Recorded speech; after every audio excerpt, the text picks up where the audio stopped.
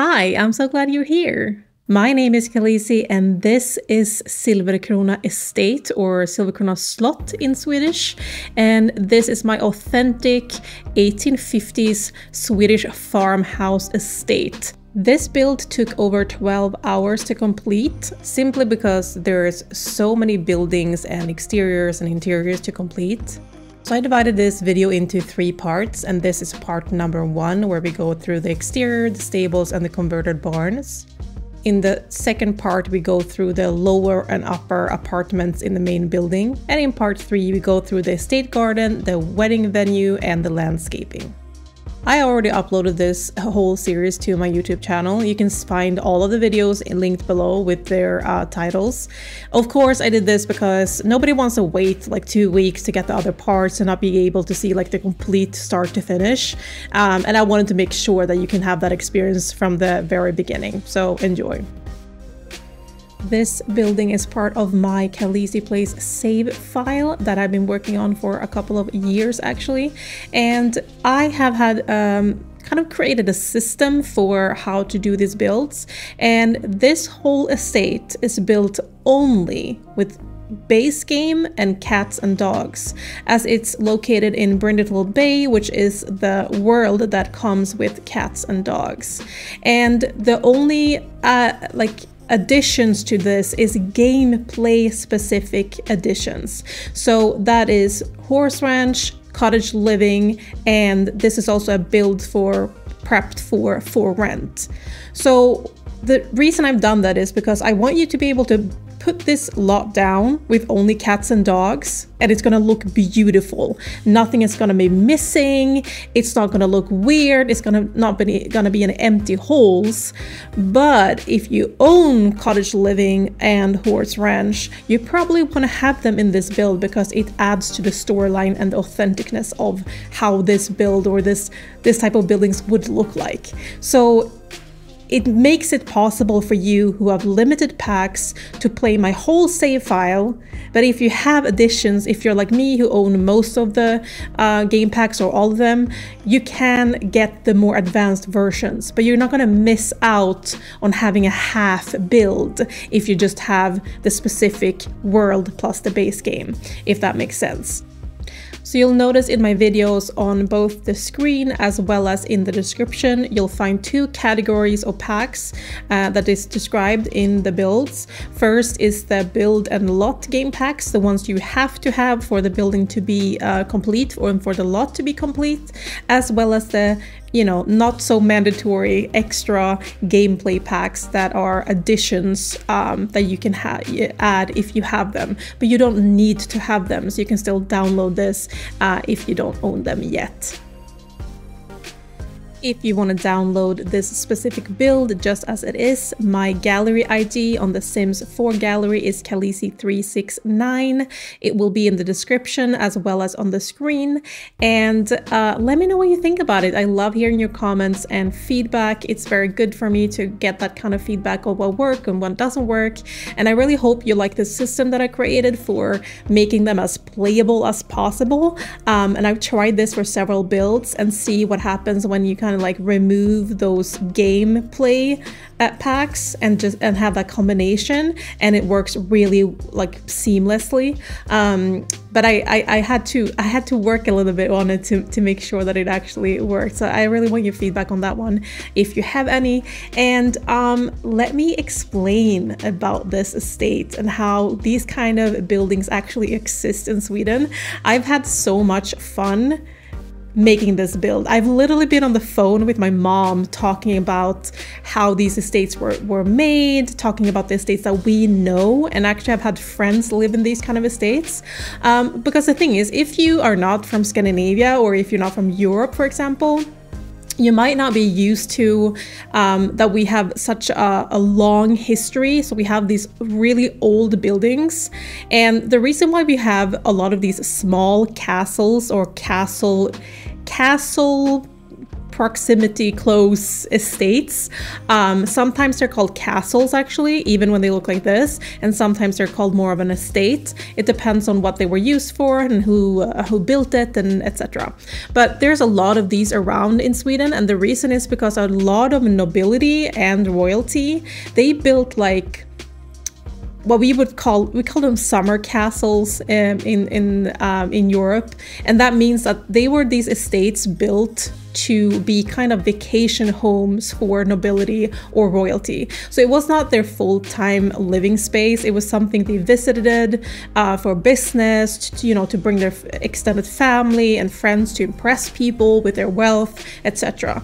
And in today's society, these houses are enormous. These estates are enormous. They are so costly to maintain because of just the sheer size of them, and also how they are built with these old type of building techniques that people want to preserve because of history, of course, as well as just the sheer cost of electricity and maintenance of these kind of estates.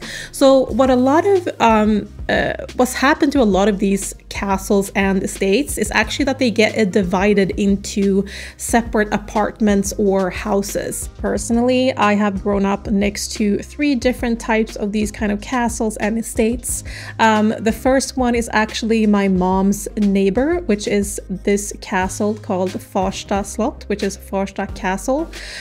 So this is what it looked like back in the day, and this is what it looks like today. And today it is senior apartments, so you have to be 50 plus to live in this castle, and it's divided into apartments.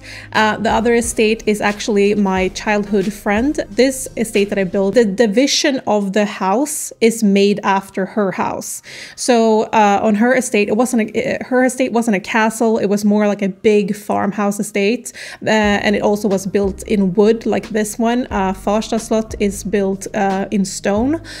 So her house was built like this. So the main house where she lived on the bottom floor, and then there was a separate family living on the top floor, exactly like this build. And then the side houses, these buildings that you can see right now, they are sometimes called courtyard houses, sometimes farmhouses, and sometimes annex. Annex is what we use in Sweden a lot, and that simply means a building that is either attached to a larger building or is in proximity to a larger building and has some kind of use for the main building. So these 2 annex or courtyard buildings, in her case, my childhood friend, they were divided into 4 different apartments. In this build, I made the left one an actual real stable, so it's not converted to apartments, it actually is for animals, and the right one is converted into 2 smaller apartments. So when I build these buildings in the save file, I always have other players in mind. I kind of like imagined what they would want and think about like how I would play this if I just saw this and kind of like placed it in my game. And I wanted to be all of these save file buildings to be flexible. As I said, I have the build itself is only base game and cats and dogs, but I want you to be able to use these buildings in different ways. So my thoughts, how I thought about how to use these buildings if you only have cats and dogs. One idea is to have this as kind of like an animal sanctuary. So like maybe you have a lot of cats and dogs who like retire here, or maybe it's an adoption center for cats and dogs, because there's so much space. So you can use the barn, the stables here on the left, and kind of keep these old pens and all that stuff like it was an old farmhouse, but then you kind of remodeled it to be used for this sanctuary, or this adoption center, or I don't know, like a dog or cat hotel. Or you just play it as an actual big family that owns this estate and try to like keep up with the management of the house and the bills. And that's one thing that I kind of realized was so realistic with this build, because the bills are so expensive. The bills are so expensive.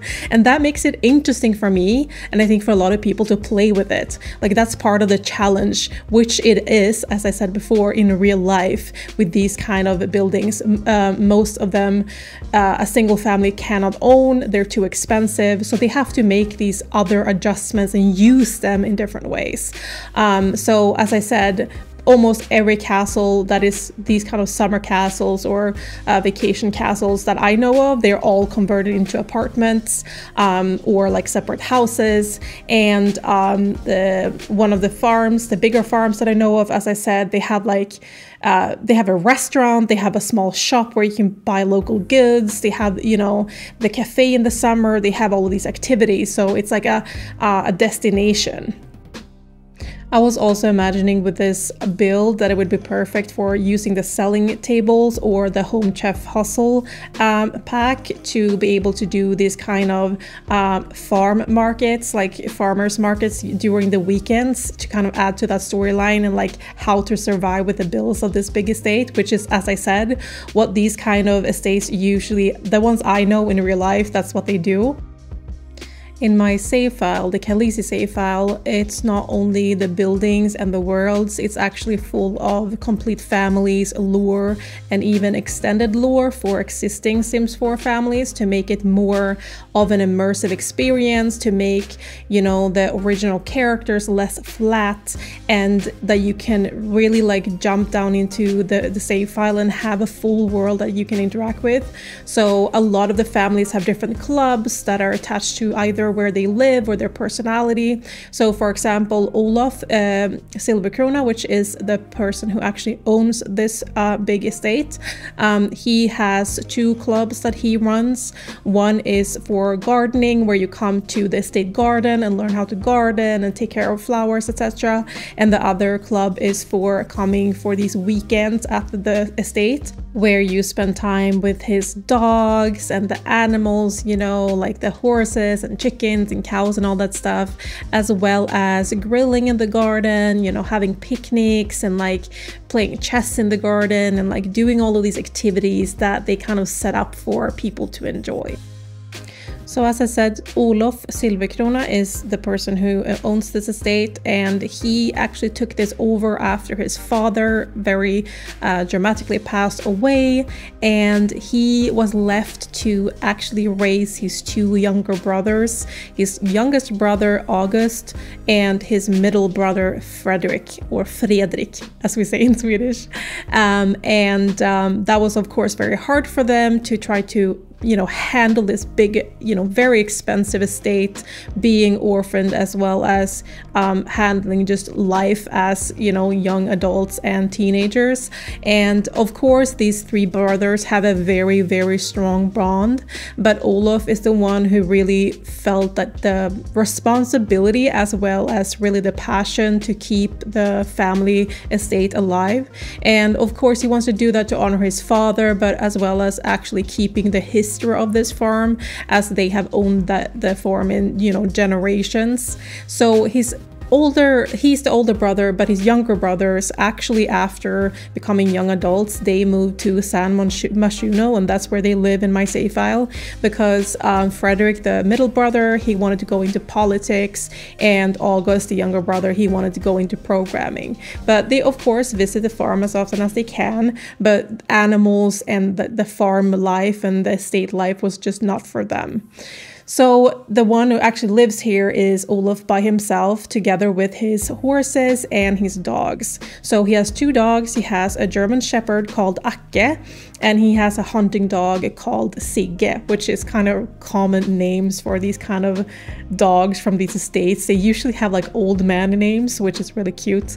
And then he has 3 horses, and they are actually Scandinavian breeds. So when I looked through the horses in Horse Ranch, I realized there was a lot of breeds that were missing, and then I realized it's because they're Scandinavian breeds. I grew up partly with horses. We never owned horses myself, but a lot of my friends did. So I was riding a lot as a kid. And one of the horse breeds that we had was called Nordsvensk, which is like, the translation is like Nordic Swedish. And that's a Swedish workhorse breed. They're so friendly and so tolerant, and they're so cozy because they get this like thick winter coat, so it's really cozy to like ride them in the winter. And the other breed that I was riding a lot as a kid was Fjording, and Fjording is actually a Norwegian breed, and they're also very sturdy, nice working horses. They have a really cool mane, because their mane is actually blonde on the outside, but it has like a black line in the middle. So a lot of people who have Fjordings, they cut their mane really short so you can see that black line in the middle, which looks really actually kind of, it looks like it's painted on, but that's what they look like for real. So I actually made those breeds, so you can download them. I'll put the links down below and the description of them. They're of course in my gallery as well if you want to download the Nordsvensk and the Fjordings. And the third horse I have is just kind of a little bit of a giggle for me, because you all know probably that Astrid Lindgren was Swedish, the very famous child author, and she was the one who wrote Pippi Långstrump in Swedish, and that's a Swedish story. And she has a horse called Lilla Gubben, which is actually an Appaloosa horse. So I made an Appaloosa as well. So those are the animals that he lives with, and really what he's missing is someone to share the ranch and, you know, this whole estate with. So he's actually looking for a wife. But for now, he's very happy living with his animals and just, you know, letting people enjoy what he has built and worked for basically his whole life. He's still a very young man. But he's very proud of what he has accomplished. Of course, you can find Olof and August and Fredrik and all of the horses and all of the dogs in my gallery, so you can download them for yourself. And this is actually the courtyard house that I divided the right building on the estate, and this is the one that I divided into two smaller apartments, and I have decorated them in a way that would be very Swedish, very light.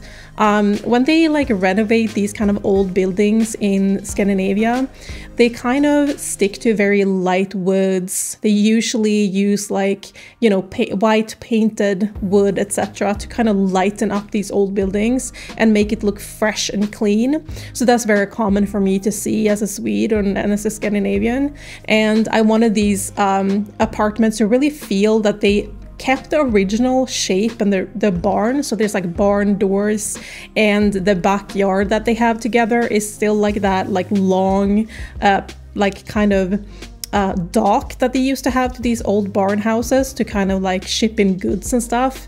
So in this build, they like kind of renovated that shipping dock into becoming their patio instead, but it still has that original shape.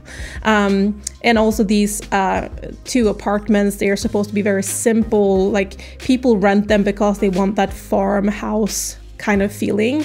And because they are the barn, I wanted them to look that kind of farm-ish style, because they wouldn't put like tapestry or stuff like that in that kind of house. They would keep the original like wood, the original feel of the house, the original beams, etc. So that's why this is very much more simple than the main house. The main house, you're going to see the interior in part 2, the other video, and that is much more authentic to when the house was built and kind of the luxury and the type of style that Swedish and Scandinavian nobility would have in that kind of house. And my thought was that Olof actually kept this style as intact as possible. Like this is part of like his passion for history. So this is what you can use to rent out for the for rent pack. I'm so excited for it to come out soon. I've done so many builds, you have no idea, for that pack. One of the other builds that I did was actually also an authentic Swedish build for Brindle Bay, which is Swedish townhouses based on my mom's townhouse. I had so much fun with that build, but it's also so extensive. These two buildings are the biggest builds I've done ever in The Sims, because it's literally like building like 5 or 6 houses in one. But it's so much fun too, because I get to do these like micro worlds within a build. So I decided with the color scheme of these two apartments to keep it in that kind of Swedish farmhouse style, and also kind of the Scandinavian style that we really like up here. And the smaller apartment, which I'm decorating right now, has a smaller bedroom for just one person. You can scoot in the bed and be two people, but I was imagining that this is a single person household and that it's a person also owning a cat or maybe a dog. And I think that Olof, as you know, the property owner, would love to have someone live in his estate that actually owned pets, because he loves animals. So it would be really nice if someone came and moved in with like a really cute barn cat. And it's built in the style that these kind of renovated estates would look like more in like Stockholm, with these white and light woods and a little bit of mix of darker woods. And this apartment, which is the bigger one of the two, the bedroom is big enough so you can get into the double bed from both sides. This is more made for, I would say, maybe a little bit more mature couple. This is what a more mature couple, maybe in their 50s or 60s, would have in Sweden, with these blue and white colors, this kind of marine theme. And also in the south of Sweden, this would be more common, because a lot of these summer estates would be by the water down in the south. And simply, you know, being by the water, these kind of marine colors are pretty popular. I'm imagining these two apartments to have pretty low, like, you know, affordable rents, because they're single bedroom apartments and very, you know, simply made, compared to the upper floor in the main building that is literally like a historical estate. And I'm very curious how that's gonna work out with like setting all that up in the new for rent pack. That's gonna be very, very exciting for me to try out. And I haven't decided yet who would be the family who would move into the upper floor or these two apartments. So let me know if you think I should actually make those families, because what I've heard from the new for rent pack, you can actually choose who to move in. I sincerely hope you enjoyed watching this video. Don't forget to watch part 2. It is incredibly motivating for me when you subscribe, like, comment, as well as watch my videos to the very end. And we all know why we're here watching a speed build. It's because we want to see the very satisfying montage. Enjoy.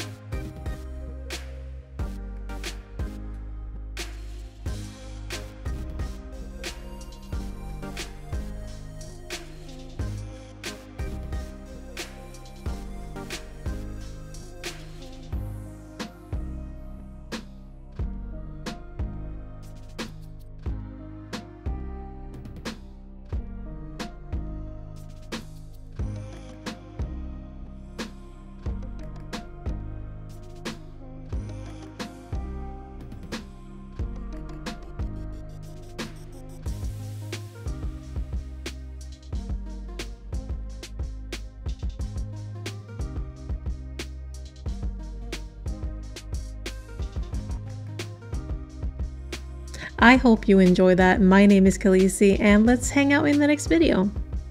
What do you think about the longer montage format? I feel like whenever I watch a build video, the montages are always so short and unsatisfying, so let me know what you think.